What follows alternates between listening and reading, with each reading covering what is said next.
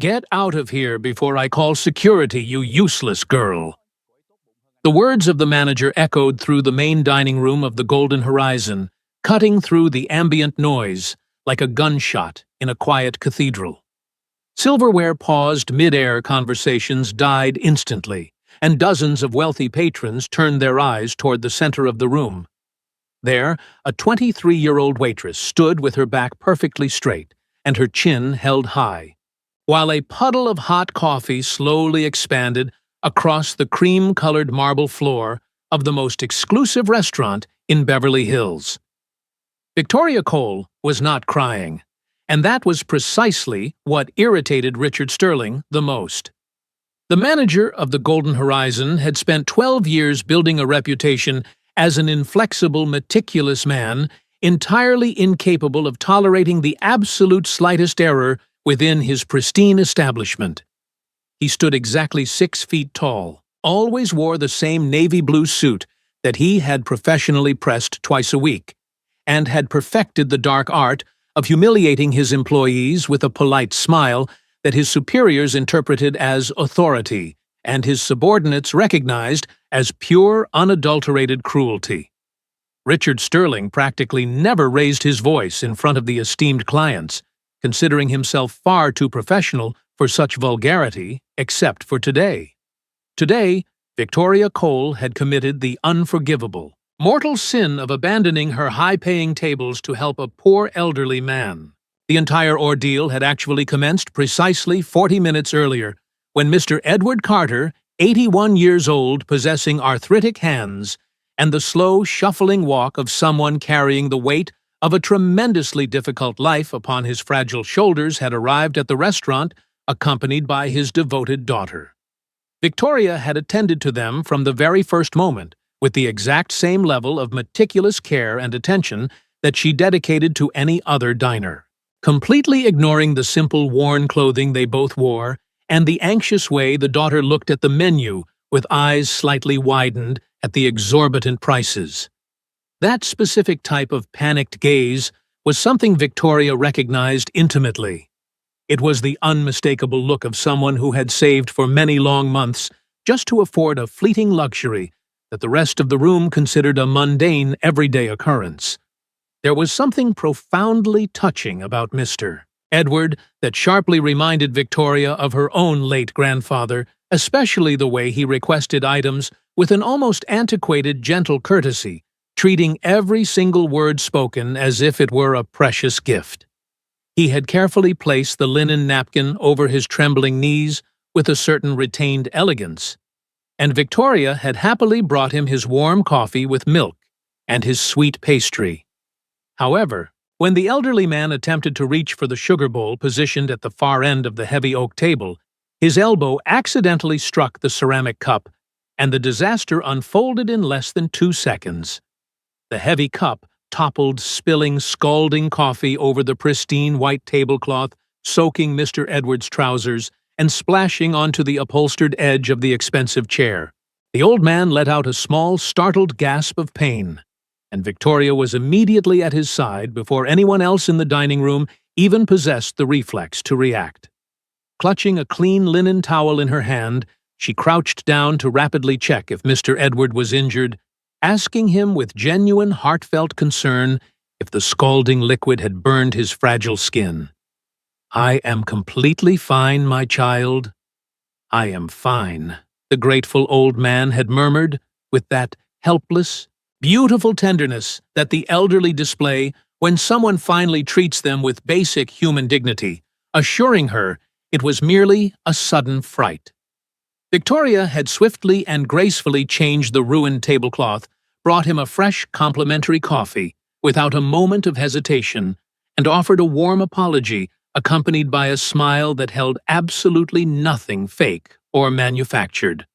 The daughter of Mr. Edward had reached out gently, grasped Victoria's hand, and whispered her deepest, most sincere thanks in that specific, profound way people use when regular words feel entirely insufficient to express their immense gratitude. And that was the exact moment Richard Sterling dramatically appeared, having observed the entire compassionate scene from the bustling kitchen entrance with a tightly clenched jaw and cold eyes entirely fixated on the wet linen and the unauthorized complimentary beverage. In the 20 minutes that Victoria had compassionately invested in attending to that specific table, she theoretically should have been aggressively turning over 3 other highly profitable tables. The manager's rigid calculations fundamentally did not include human compassion. They strictly included turnaround times, average consumption per table, and maximum profit margins per shift. And the modest table of Mr. Edward Carter was disastrously ruining every single one of his daily metrics. He coldly waited for the elderly man's daughter to excuse herself to the restroom, deliberately biding his time until the expansive dining room was not just mostly full, but completely packed to maximum capacity, with every single table occupied and dozens of elite conversations acting as his captive witnesses. Then he aggressively approached Victoria with slow, highly deliberate steps, embodying the terrifying posture of a predator who knows exactly how he is about to publicly execute his prey. "Miss Cole," he stated with that horribly smooth velvet voice he exclusively utilized to carefully wrap his toxic venom, "could you please explain to me exactly what this pathetic table is doing in these disastrous conditions during our peak operational hours?" Victoria looked directly into his cold eyes without even blinking, calmly explaining that the gentleman had accidentally spilled his coffee, and she had simply changed the linen and provided a replacement beverage at no cost, exactly as the fundamental protocols of basic customer service implicitly suggested. Sterling immediately interrupted her, raising his voice just a fraction of a tone, aggressively stating that the protocol certainly did not indicate she should abandon 3 high-rotation, wealthy tables to play the role of a charity nurse for a worthless client who so clearly did not fit the exclusive profile of their luxury establishment. The dining room did not halt its noise all at once. Rather, it stopped table by table, rippling outward, exactly like a heavy stone violently dropped into the center of a quiet lake, until a suffocating, deeply uncomfortable silence enveloped the entire room. "This gentleman is a paying client of this restaurant." Victoria responded with an unwavering calmness that clearly cost her a tremendous amount of internal strength, heavily emphasizing that he fundamentally deserved the exact same level of respect and attention as any other millionaire currently sitting in the room. This gentleman, Sterling, hissed, his voice entirely stripped of its deceptive velvet texture, is a massive problem, and you, Miss Cole, have been a persistent problem for several consecutive weeks with your excessive time spent on low-consumption tables, your unauthorized courtesies, and your relentless personal initiatives that absolutely no one requested. I was simply doing my job to the best of my ability," Victoria stated firmly, refusing to break eye contact or show the immense fear bubbling in her chest. "Your job," Sterling repeated slowly, sadistically, savoring every single syllable, like a man enjoying a long-awaited, deeply personal vengeance officially ended today. "You are entirely fired, so collect your pathetic belongings, surrender your uniform, and vacate these private premises before I forcibly have security drag you out."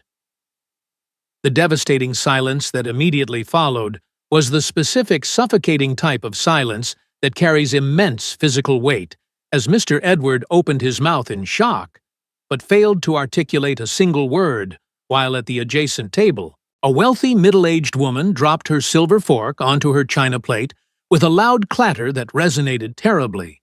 Victoria intentionally did not respond to the cruel provocation, consciously taking exactly 3 slow, deliberate seconds to gather her shattered pride, while Sterling arrogantly counted them in his head before she offered a very slight, incredibly dignified nod of her head.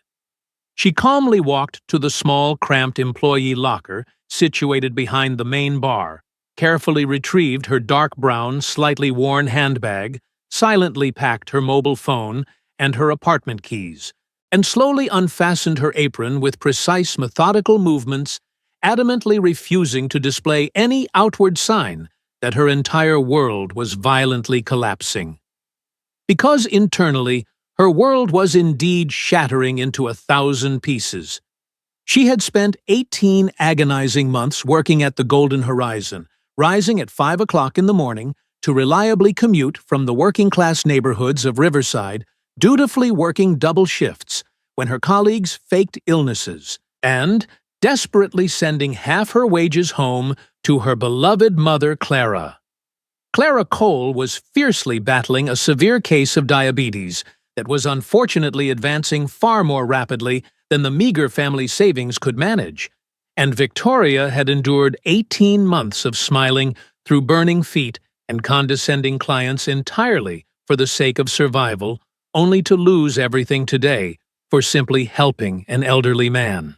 She bravely crossed the expansive dining room with her bag pressed tightly against her side, and her vision firmly locked on the heavy glass doors, taking precisely 18 steps, refusing to look at Sterling, refusing to look at the heartbroken Mr. Edward, and refusing to acknowledge the wealthy diners who watched her with a nauseating mixture of pity and relief. She was exactly 3 steps away from the main exit when the heavy polished glass doors smoothly glided open from the outside, and Arthur Montgomery powerfully entered the tense atmosphere of the restaurant.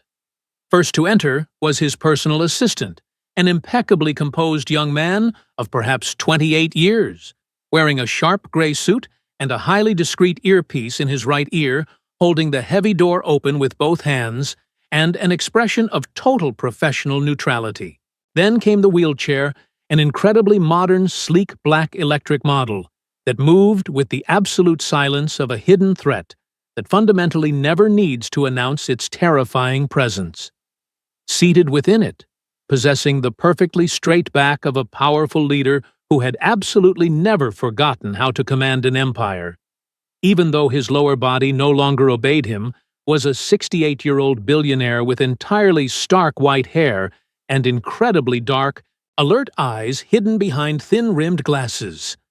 Arthur Montgomery had been paralyzed from the waist down for exactly 10 years, 2 months, and 16 days, and for those exact same 10 years, he had reliably remained one of the top 3 wealthiest and most feared corporate titans in the entire United States. He had spent the previous 45 seconds quietly observing the entire humiliating execution of the young waitress from the shadowy threshold of the entrance, his sharp eyes evaluating the unbelievable cruelty of the manager with the exact same surgical coldness he typically applied to hostile corporate takeovers. His dark, unblinking eyes tracked Victoria Cole from the very instant she proudly marched into his direct field of vision, watching her confidently retrieve her worn handbag, powerfully stride across the silent room, and briefly falter only when her determined eyes unexpectedly locked directly onto his own calculating gaze. And in that fleeting electric moment, Arthur Montgomery executed an action that his loyal assistant Ethan had patiently waited a full 10 years to witness again in public. He slightly inclined his distinguished head toward the young man in the gray suit, and without ever breaking his intense visual connection with Victoria, he spoke in an incredibly low, quiet voice that carried the absolute terrifying tranquility of a man who historically never had to repeat a single command. "Stop her immediately," he ordered, and Victoria abruptly felt a firm, respectful hand gently touch her shoulder before she even registered the polite voice of the young assistant requesting her to pause for a brief moment. She stopped her forward momentum not out of any inherent fear or automatic obedience to wealth, but simply because something in the highly trained professional calmness of Ethan's voice clearly indicated that this polite request was absolutely not a mere suggestion. Turning around, she faced the young assistant who physically occupied exactly the necessary amount of space required to project authority watching, as he gracefully extended a premium minimalist business card held delicately between 2 fingers, stating quietly that Mr. Montgomery intensely desired a private word with her. Victoria closely examined the pristine card which simply read, Montgomery Holdings. Arthur Montgomery, Chief Executive Officer, presented in stark black typography, on a pure white background without a single ostentatious decoration, confirming her street-smart theory that individuals who genuinely possess limitless wealth practically never feel the pathetic need to visually decorate their powerful names. She cautiously looked over at the imposing Arthur, noting that he was actively studying her. Absolutely not, with the deeply condescending invisible gaze that wealthy clients typically reserved for members of the service industry, but rather with a profound, piercing curiosity. He was looking at her exactly how a brilliant mathematician looks at a highly unexpected variable that fundamentally breaks a complex equation. A variable that is infinitely more fascinating than all the boring numbers that obediently fit into their designated predictable places. Victoria Cole had spent her entire youth mastering the vital survival skill of rapidly reading human gazes, understanding the subtle differences between a client who genuinely respected her and one who merely tolerated her existence. The intense gaze of Arthur Montgomery held absolutely zero pity. Instead, it possessed a raw, genuine curiosity, and Victoria, who had honestly expected absolutely nothing positive to occur on this disastrous day, took precisely 2 seconds to logically conclude that she had absolutely nothing left to lose. She smoothly tucked the expensive card into the pocket of her worn bag and confidently walked directly toward the electric wheelchair, meeting the billionaire on his own terms. Arthur deliberately did not extend his hand in greeting, absolutely not out of any inherent rudeness, but simply because his hands, though he could move them somewhat freely, remained resting firmly on the armrests to conserve his limited physical energy for matters of true importance. He politely greeted her with a very slight, deeply dignified nod of his head that easily contained far more genuine respect than the vast majority of the aggressive handshakes Victoria had been forced to endure throughout her incredibly challenging life. Miss, he began, his voice surprisingly deep and measured, possessing the rare commanding quality that fundamentally never requires increased volume to completely dominate a physical space. I saw exactly what just transpired in there. The entire restaurant saw exactly what happened. Victoria boldly replied with a sharp edge to her voice, immediately regretting her defensive tone and softly adding an apology, explaining that it had been a tremendously difficult and exhausting day. The old man's lips barely curved into a subtle expression that wasn't exactly a full smile, but rather the rare appreciative gesture of a powerful leader who easily recognizes raw honesty and deeply respects it enough to not pretend he was offended. "How long had you been tirelessly working in this establishment?"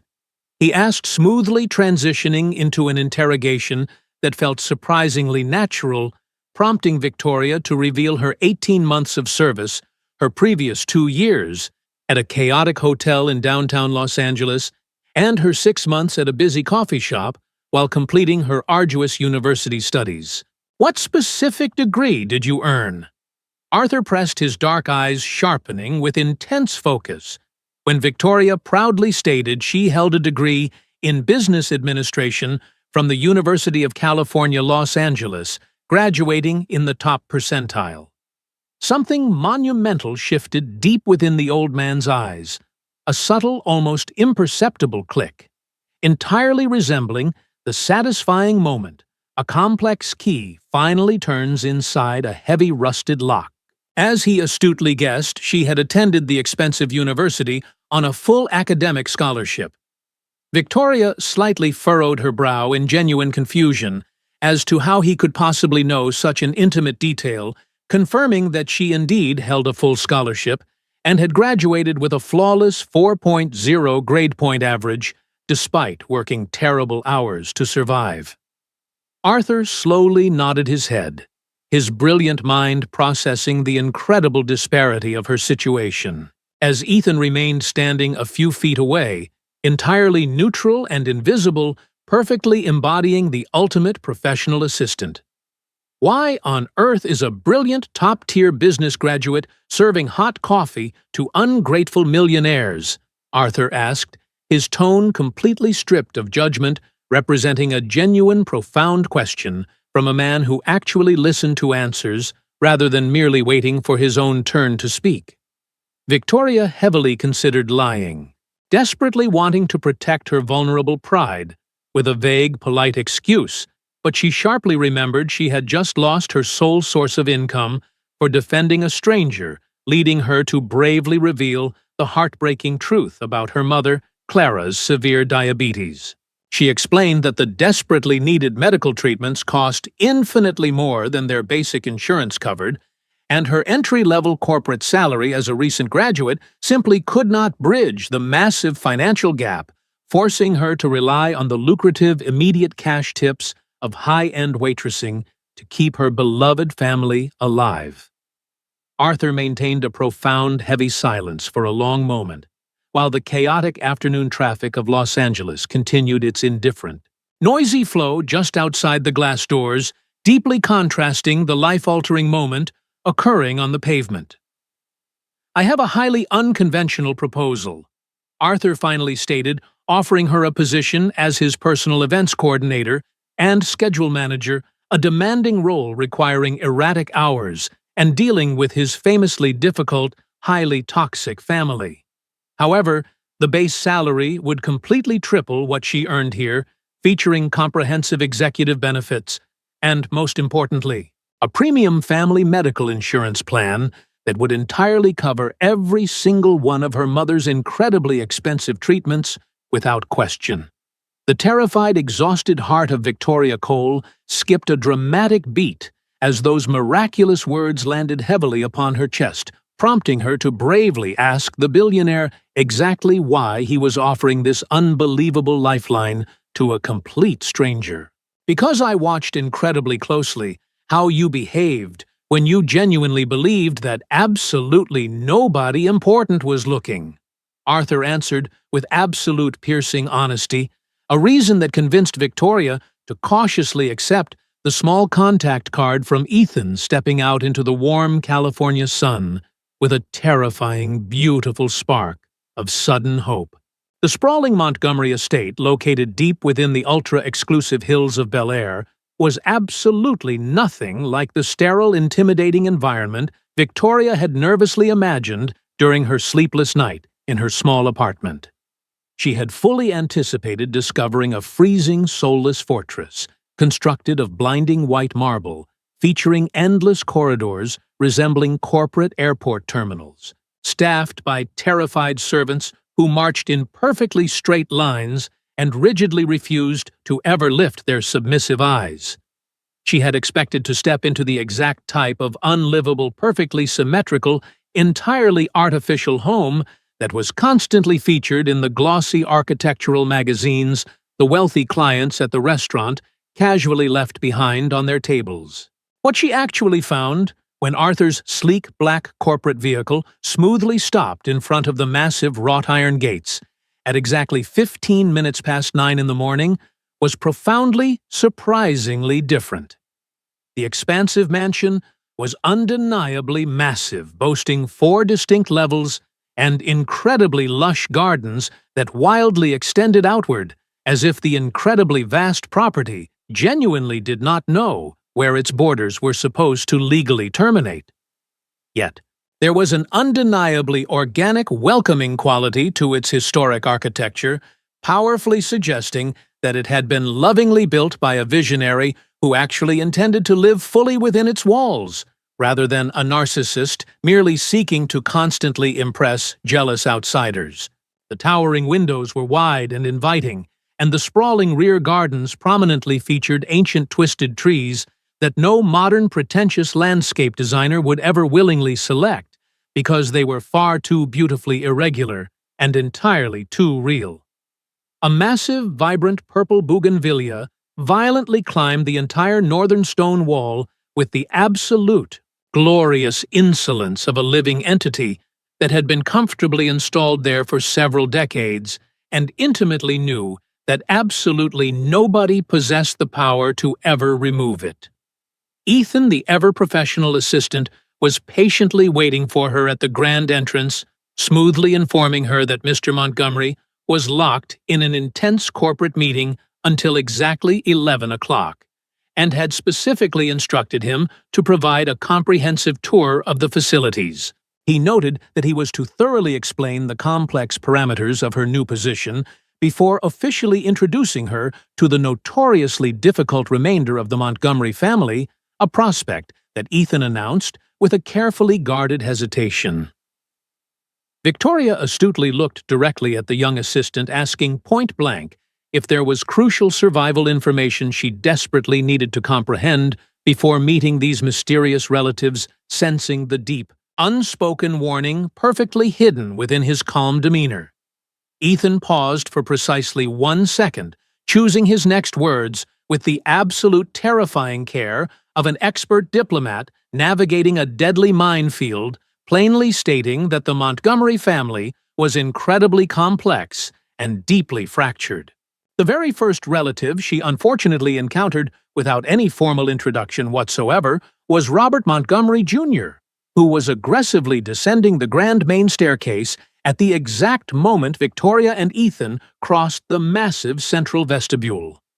He was 39 years old, sharing his father's imposing height, but entirely lacking his father's terrifying absolute stillness, projecting instead the chaotic, dangerous impatience of an arrogant man who knows massive generational wealth will eventually be his.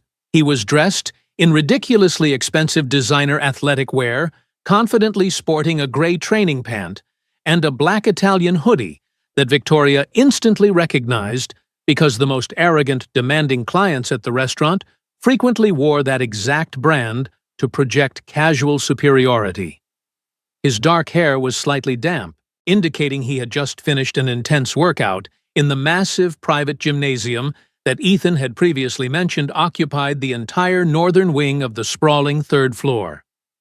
Robert Jr. stopped abruptly on the stairs, staring at Victoria from top to bottom with the exact same nauseating entitlement he would use to inspect a newly purchased, slightly defective piece of living room furniture. The new girl, he stated rudely to Ethan, pointing at Victoria with a dismissive jerk of his head, intentionally treating her as if she were either completely deaf or simply unworthy of being addressed as a fellow human being. "Victoria Cole, the new personal coordinator," Ethan replied smoothly, maintaining his perfect neutrality, while Robert Jr. coldly stated he knew her job title, but furiously demanded to know exactly who had authorized her bizarre hiring. "Your father made the decision," Victoria interjected calmly, stepping directly into the line of fire, because she perfectly understood Ethan's strategic silence was a deliberate invitation for her to establish her own boundaries immediately. Robert Jr.'s eyes violently snapped toward her, losing all traces of casual boredom, and instantly sharpening into the predatory, hateful glare of a deeply paranoid man who feels his precious territory is being actively invaded. "My father," he sneered, making the two words sound simultaneously like a bitter complaint and a violent threat, "has a terrible habit of making erratic decisions without consulting anyone, especially decisions that infect this private home." "I understand," Victoria replied, without a single ounce of intimidation, prompting Robert to aggressively cross his muscular arms and rudely ask exactly how long she had supposedly known his incredibly wealthy father. "Less than a single day," Victoria answered with devastating honesty, firmly adding that the brief duration of their acquaintance absolutely did not change the ironclad conditions of the generous employment contract he had legally offered her. Robert Jr. let out a sharp, breathless sound that entirely failed to qualify as a genuine laugh, bitterly wishing her good luck before angrily storming off toward the massive kitchen, leaving Victoria to quietly ask Ethan if the son was always this aggressively hostile. Today he was actually surprisingly cordial, Ethan replied with his signature deadpan expression, smoothly guiding her up to the luxurious second level, where she unfortunately met Catherine Roberts' deeply calculating 36-year-old wife. Catherine possessed the exact type of incredibly expensive, high-maintenance beauty that requires limitless financial resources to constantly uphold, featuring perfectly highlighted dark hair, an immaculate manicure, and casual clothing that secretly cost more than Victoria previously earned in an entire year. Catherine was comfortably seated in the upper lounge, aggressively typing on a sleek laptop with a cup of green tea, and greeted Victoria with a terrifyingly fake, utterly lifeless smile, condescendingly calling her the little waitressing girl from the restaurant.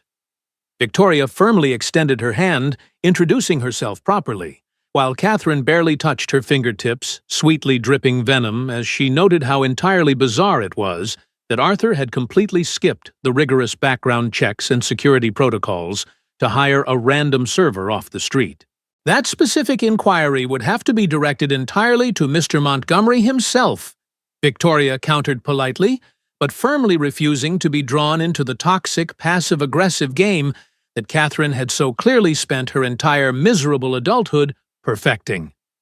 Ethan swiftly rescued her from the poisonous encounter, continuing the exhaustive tour by showcasing the breathtaking outdoor event terraces, the heavily guarded private corporate study, and finally, the surprisingly pleasant, compact office that would serve as Victoria's operational base.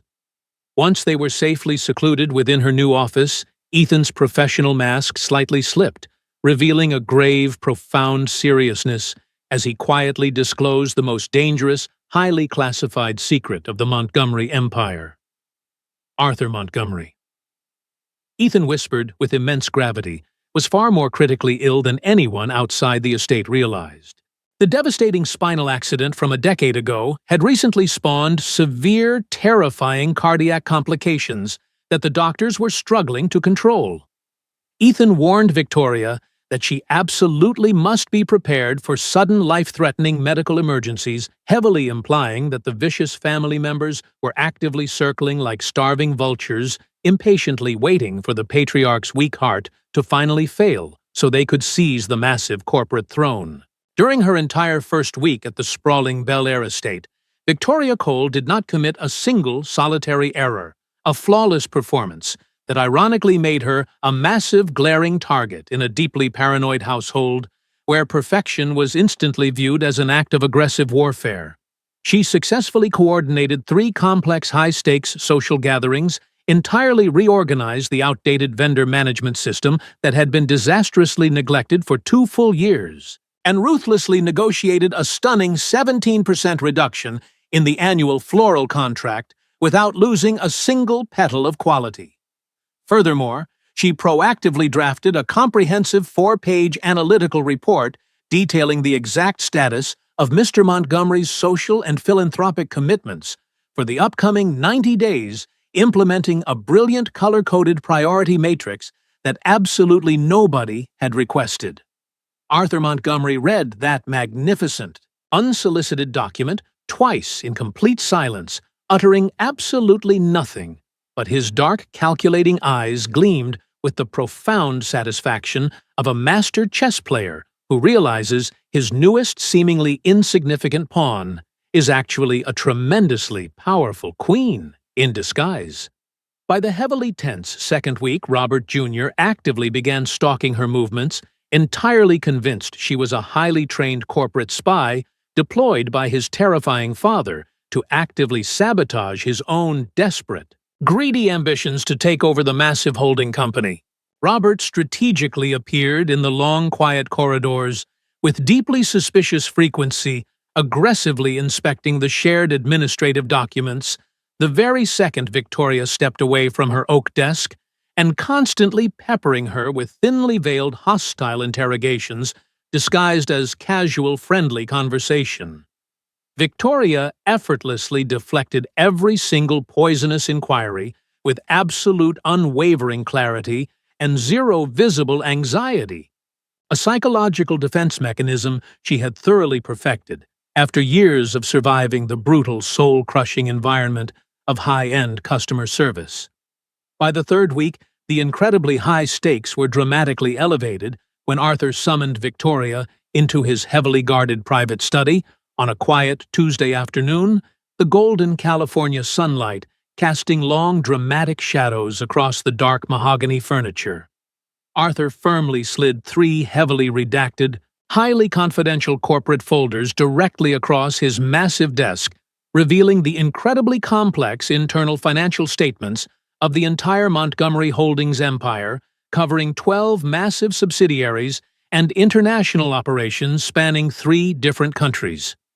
He ordered her to closely review the complex numbers, and within precisely 10 intense seconds, Victoria's brilliant, mathematically gifted mind effortlessly decoded the hidden, terrifying truth buried deep within the intentionally convoluted spreadsheets. The major logistics subsidiary operating out of Nevada is disastrously undercapitalized, Victoria stated with absolute fearless certainty, pointing directly to a specific column and explaining that the horrifying negative cash flow trends over the last 3 consecutive quarters would inevitably trigger a catastrophic bankruptcy by next June. Furthermore, she boldly continued without missing a single beat. This massive distribution contract in Chicago possesses highly suspicious profit margins that mathematically do not justify the massive operational volume, clearly indicating that someone internally negotiated an incredibly terrible deal, or far worse, intentionally negotiated with corrupt competing interests. A profound, incredibly heavy silence instantly descended upon the grand study as Arthur stared at her with an expression of sheer, unadulterated awe, deeply shocked that a 23-year-old former waitress had just effortlessly exposed a massive corporate vulnerability that his highly paid executives had missed.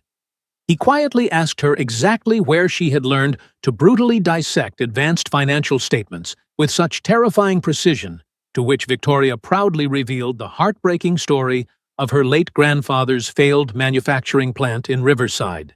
She explained she had desperately managed his complex accounting books since she was 15 years old, desperately trying to save the honest business before a deeply corrupt, treacherous supplier had ruthlessly destroyed everything they had built.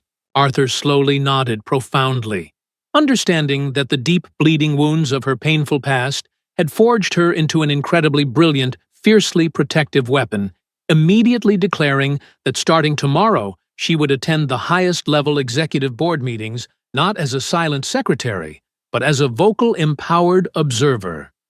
Victoria carefully warned him that his incredibly greedy, deeply insecure family would absolutely despise this unprecedented elevation of a mere employee. But Arthur merely let out a dry, bitter laugh, stating he had spent 68 years making unpopular decisions and absolutely did not care about their pathetic outrage. This incredibly daring promotion violently triggered the inevitable catastrophic retaliation from Catherine and Robert Jr., who immediately recognized Victoria as a lethal threat to their unearned inheritance, launching a despicable, highly coordinated plot that took exactly 11 days to fully activate.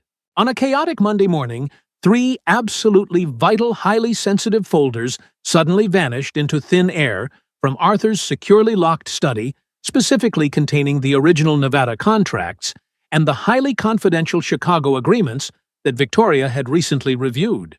Victoria thoroughly searched the massive office for 40 excruciating minutes, desperately checking the secure digital backups and the physical archives before calmly reporting the disastrous theft to Arthur, who received the terrifying news with an absolute terrifying calmness. Robert Jr. conveniently appeared in the doorway seconds later with a deeply fake, entirely manufactured expression of profound concern, aggressively pointing his trembling finger directly at Victoria and loudly accusing her of being a treacherous corporate spy who had obviously stolen the critical files. The only brand-new, entirely unverified person living in this secure house is the exact same person who magically had exclusive access to those missing documents last week, Robert shouted, his face red with fake indignation, demanding her immediate arrest and termination. Victoria stood her ground, perfectly refusing to raise her voice or show an ounce of fear, calmly staring directly into Robert's lying eyes and flatly stating she had absolutely not taken a single piece of paper, demanding he produce actual, verifiable evidence before making such slanderous accusations. And in that precise, incredibly tense second before Robert could spew another toxic lie, Arthur's incredibly fragile heart finally gave out his face, violently turning a horrifying shade of pale as he gasped for air and violently collapsed forward in his electric wheelchair. Ethan was already sprinting across the massive room before anyone else even registered the medical catastrophe. But it was Victoria who instantly took absolute commanding control of the terrifying, chaotic situation. "Mr. Montgomery," she shouted clearly, forcefully, keeping the gasping billionaire conscious, while simultaneously barking rapid-fire life-saving orders at Ethan to retrieve the specific emergency cardiac injections from the left desk drawer. She violently turned toward the utterly useless paralyzed Robert Jr., ferociously ordering him to immediately get out of the room and completely clear the external hallway for the approaching paramedics, projecting an aura of absolute terrifying command that forced the arrogant son to instantly obey. For the next 17 agonizing minutes, Victoria flawlessly administered the critical medication, desperately holding Arthur's trembling hand and speaking to him in a low, fiercely calm voice, successfully stabilizing his failing heart just seconds before the elite medical team finally crashed through the front doors. The immediate aftermath of the terrifying medical emergency left the massive Bel Air mansion suffocating under a thick, oppressive blanket of profound anxiety, while Arthur Montgomery was carefully stabilized and confined to absolute strict bed rest by his frantic team of personal physicians. Victoria emerged from the chaotic medical scene feeling entirely drained, only to be immediately ambushed in the grand hallway by a deeply furious Catherine, who leaned against the expensive wallpaper with her arms aggressively crossed and a profoundly ugly, vindictive sneer warping her beautiful features. "How incredibly convenient," Catherine hissed, with pure venomous malice, that the little waitressing girl was positioned right there to play the heroic savior while simultaneously distracting everyone from the glaring, undeniable fact that millions of dollars in corporate documents are still magically missing. Victoria stopped walking, slowly turning to face the older woman with an expression so incredibly cold and terrifyingly composed that Catherine actually took an involuntary step backward, completely unnerved by the sheer unadulterated power radiating from the young woman. "The stolen corporate documents are absolutely going to miraculously reappear. Very soon," Victoria stated in a deadly hushed whisper that echoed like thunder. "And when they finally do surface, I am going to know exactly whose filthy, treacherous hands were responsible for moving them." Victoria secretly joined Ethan to review the mansion's security footage and uncovered undeniable evidence that Catherine had stolen the company documents and attempted to frame her. Ethan had already secured encrypted copies of the recordings, ensuring the evidence could not be destroyed.